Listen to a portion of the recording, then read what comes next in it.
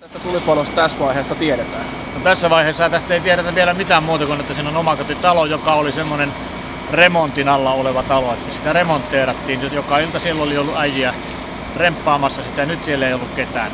Ainakaan meidän tietojen mukaan eikä jälkiä ollut lumessa. Yhtään ei tiedetä mistä on syy.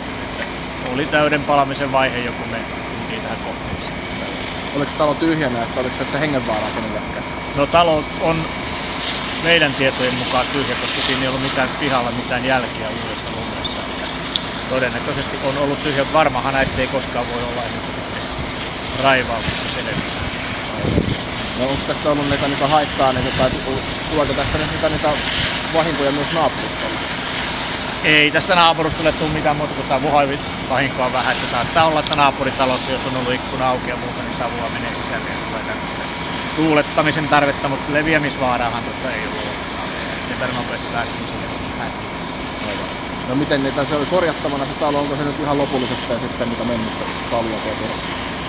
No mun kokemuksella, mitä mä nyt tässä olen näitä hommia hoitanut, niin voisin sanoa, että ei kannata. Kyllä se niin pahasti vaan.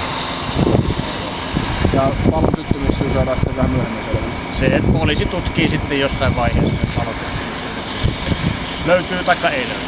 Aivan. Mutta eli teidän tullessa talo on jo ihan ilmiliekeissä, talo on täyden palamisen vaiheessa. Kyllä. Ketään ei sisällä. Toivon mukaan. Meidän tietojen mukaan ei ollut ketään sisällä. Joo. Ja onko tämä missä vaiheessa tämä sammutus, että onko se kohta hallinnassa vai mitä meidän pitää pitkään? Kyllä tässä vielä jonkun aikaa menee. Hallinnassahan se on sillä tavalla, että nyt on vaan hankalaa tuonne sisälle, kun pitää päästä ja saada niin sieltä kaikki pesäkkeet kaivettua esiin ja sammuteltua. Mutta ei se tosta enää mihinkään leviä, mutta aikaahan tässä menee vielä. Selvä. Kiitoksia. Kiitos.